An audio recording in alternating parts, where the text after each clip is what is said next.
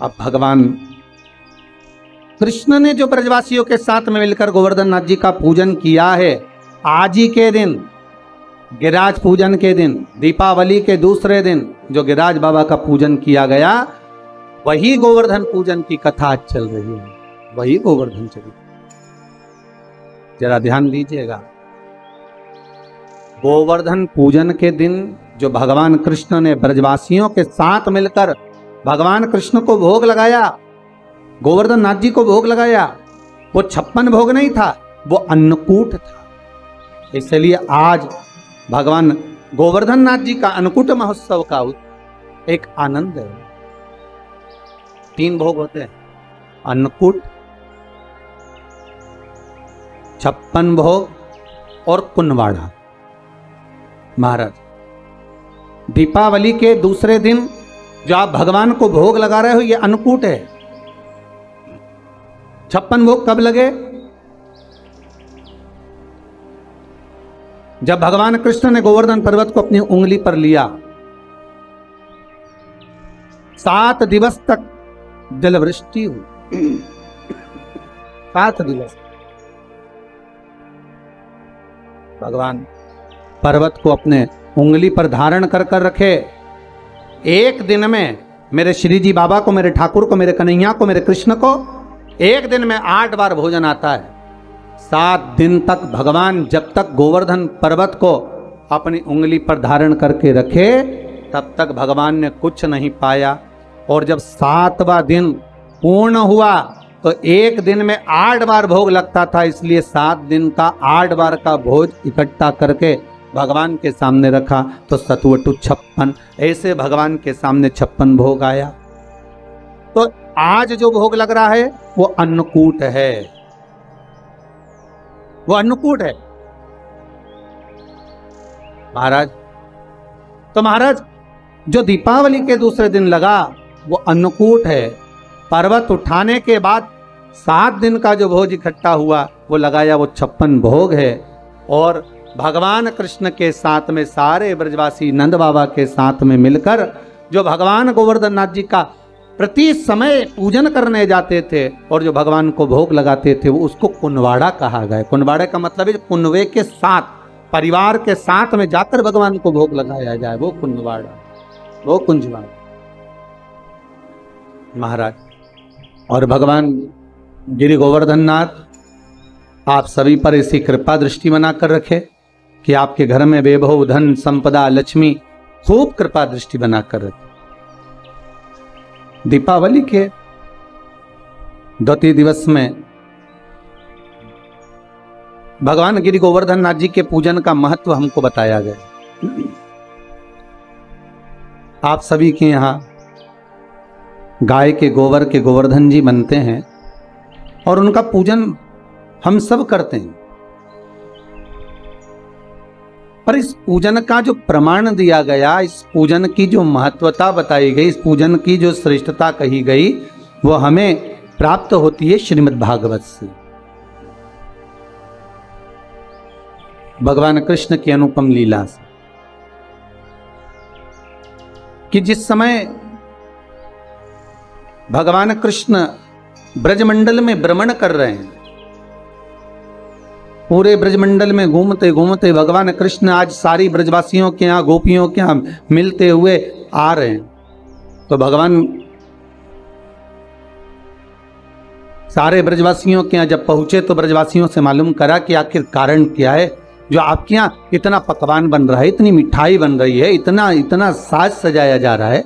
हमने जो इतना सारा भोग तैयार करा है, इतना सारा पकवान तैयार करा है, ये इंद्र की पूजन के लिए।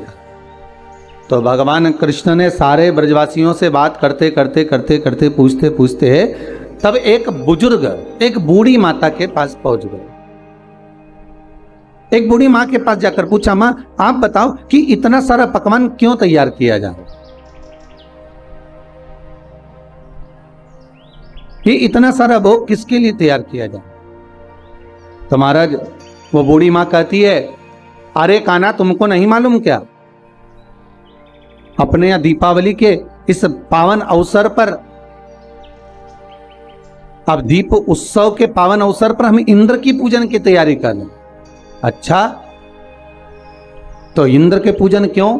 तो कहा वो लक्ष्मी देता है, जल बरसाता है, और जल वृष्टि होती है ना, तो उस जल वृष्टि के बल पर हमें कुछ फसल प्राप्त होती है, चारा प्राप्त होता है, जिससे गौएं चरती हैं, और वो गाय जो चरती है ना, उसका जो दूध मिलता है, उस दूध से हम मक्खन बनाकर अपना यापन करते हैं। भगवान कृष्ण कह रहे हैं, माता जी,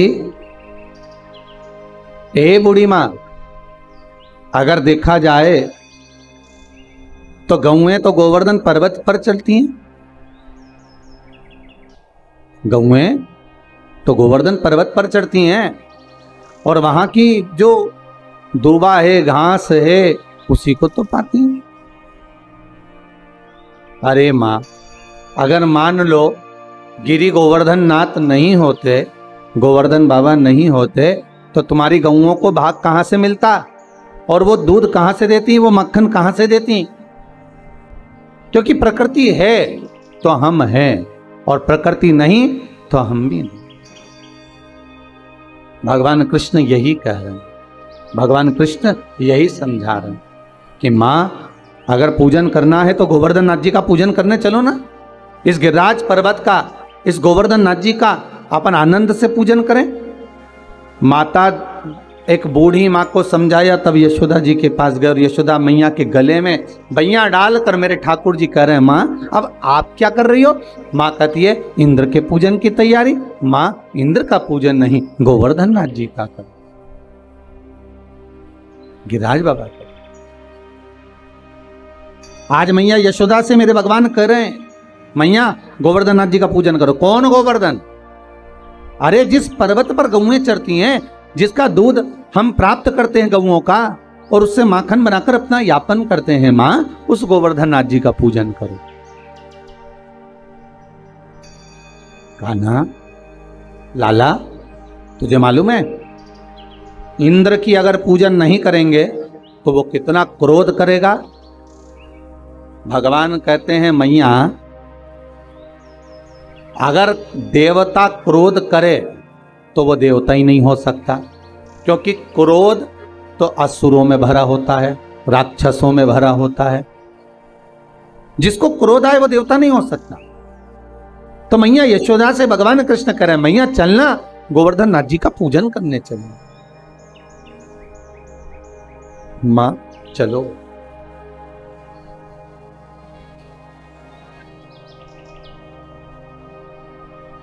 मां चलो गोवर्धन नाथ जी का पूजन करने। मैया ने कहा, लाला चलने को तो चल चले, पर पहले नंद बाबा को आन दे, तेरे बाबा आएंगे और वो आज्ञा देंगे तो हम चलेंगे। मैया आप चलो। तो मैया ने सारा साज सजाया, जितना सामान था सब रख लिया, भोजन का जो भी सामग्री सिद्ध हुई थी वो रख ली। चले गिरी गोवर्धन नाथ जी का पूजन करने चले। महाराज भगवान गोवर्धन नाथ जी के चरणों में माता यशोदा को लेकर, ब्रजवासियों को लेकर भगवान कृष्ण पहुंच गए और गिरिराज बाबा की पूजन करने के लिए बैठ गए। अब ध्यान दीजिएगा महाराज, यहां पर भगवान कृष्ण गोवर्धन नाथ जी के सामने सारी सामग्री लेकर जो जो बनाकर लाए थे सब रख दिया, और सब रखकर हाथ जोड़कर बैठ गए।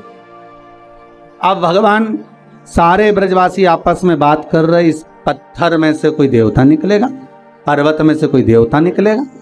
अब देवता कैसे निकले? सारे ब्रजवासी बात करने लगे, ये नंद बाबा को छोरा ने तो पूजन करा दी, पर इसमें से कोई देवता निकलेगा ही नहीं। इंद्र होते तो अभी तक खाकर चले जाते, भोजन कर कर चले जाते। जब भगवान प्रकट ही नहीं हो रहे, भगवान कृष्ण ने हाथ जोड़ा, हे गोवर्धन बाबा बड़ी कृपा करिए दयालु दाता, आइए प्रकट होइए, ब्रजवासी आपके लिए इतना सामग्री बनाकर लाए हैं, आप पाइए। भगवान कृष्ण का तो कहना ही था, भगवान कृष्ण का ही एक अंश अवतार गोवर्धन पर्वत में से प्रकट हो गए गिरिराज बाबा। हजारों हाथ कर लिए, भोजन करना प्रारंभ करा। जैसे ही भोजन करना प्रारंभ करा, सारे पात्र खाली होने लगे, ब्रजवासी आपस में बात करने लगे। हे भगवान, बड़ा गजब हो गया। इंद्र था, तो भोजन करने के बाद थोड़ा छोड़कर भी जाता था। ये तो पूरे की पूरे बर्तन की बर्तन निपटा जा रहा है, ये तो सब खाए जा रहा है, सारा पाए जा रहा है। भगवान कृष्ण ने शब्द सुना तो भगवान हाथ जोड़कर बोले, हे गोवर्धन नाथ दादा, कृपा करिए बाबा, इन ब्रजवासियों के लिए थोड़ा सा प्रसाद छोड़ दीजिए।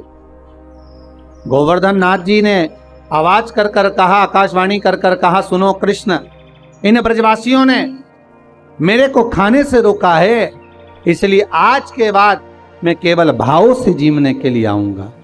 और महाराज तब से मेरा गोवर्धन नाथ भाव से जीव। आप भी अपने घर में जब भोग लगाते हो, एक कटोरी सामग्री बनाकर भगवान के सामने रख दो और एक कटोरी सामग्री बनाकर अलग रख दो। दोनों में जो स्वाद होगा, जो भगवान के सामने रखी है उसका स्वाद अलग होगा, जो अलग से रख दी फ्रिज के ऊपर, फ्रिज के अंदर, उसका कोई स्वाद नहीं है, पर भगवान के सम्मुख में जो पहुंच गई उसका स्वाद बढ़ गए। भंडारे की पूड़ी, भंडारे की सब्जी घर में बनाकर खाओगे वो आनंद नहीं आएगा, पर वही सब्जी भंडारे की प्रसाद की पाओगे उसका स्वाद बढ़ जाएगा महाराज, क्योंकि उसमें भगवान पा लेता है, भाव से पा। सारे ब्रजवासी भगवान का पूजन करा, आ गए। देव ऋषि नारद इंद्रदेव के पास पहुंच गए महाराज। नारद जी ने कहा, इंद्रदेव आपको मालूम है पृथ्वी पर आपका पूजन होता था, अब आपका पूजन बंद हो गया, ब्रजवासियों ने बंद कर दिया। किसके कहने पर? हाँ, नंद बाबा के छोटे से पुत्र के कहने पर तुम्हारा पूजन बंद कर दिया। इंद्र को क्रोध आया, अपार जलवृष्टि कराई, खूब जल, कहते हैं इतना जल गिरवाया और ऐसी मोटी मोटी बूंदें गिरवाई कि गोवर्धन नाथ जी के पत्थर की शिला पर, पर्वत पर आज भी बूंद के निशान हैं जो इंद्र ने बरसवाई। सोचिए, पर्वत पर पानी की बूंद के निशान है तो सांसारिक जीव का क्या हुआ होगा। जब क्रोध बरसता है तो ना जाने कितनों को लेकर चला जाता। क्रोध जब बरसता, क्रोध आया, सोचा अब क्या करा जाए। सारे ब्रजवासी भगवान कृष्ण के पास गए, लाला तूने गोवर्धन नाथ जी का पूजन कराया था, लाला अब बचा ले। कन्हैया कहते हैं, ब्रजवासियों, जिसको तुमने अगरबत्ती लगाई, जिसको तुमने धूप बत्ती लगाई, जिसको तुमने दिया लगाया, जिसका तुमने पूजन करा, चलो उसकी शरण में चलते हैं। सारे के सारे उस गिरिराज बाबा की शरण में चले। बाबा गोवर्धन नाथ जी,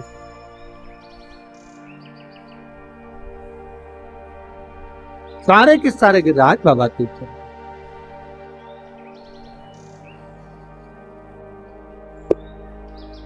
सब के सब मिलकर गिरिराज बाबा के चरणारविंद में जाने लगे और बाबा के चरणों में पहुंचकर निवेदन करा है। गिरिराज बाबा से कहा, बाबा जलवृष्टि हो रही है, कृपा करिए। भगवान बोले, गोवर्धन पर्वत में से आवाज आई, कृष्ण मैं हल्का हो जाता हूं तो अपनी छोटी सी उंगली पर मुझे धारण कर लो। भगवान कृष्ण ने गोवर्धन नाथ जी को अपनी छोटी सी उंगली पर धारण करा। 7 दिवस बरखा भारी हुई, तब जाकर इंद्र क्षमा मांगने आए और गोवर्धन नाथ जी को भूमि पर रखकर भगवान कृष्ण ने कहा, गोवर्धन नाथ जी, कली में तुम समदेव ना दूजा, सुर नर मुनि सब करते पूजा। हे गोवर्धन नाथ, कलयुग में तुम्हारे समान कोई देव नहीं होगा। संसार के लोग आपकी पूजन कर कर सुख पाएंगे, जो आपकी परिक्रमा लगाएगा, दूध चढ़ाएगा, मनवांछित फल पाएगा। ऐसे मेरे गोवर्धन नाथ जी हैं।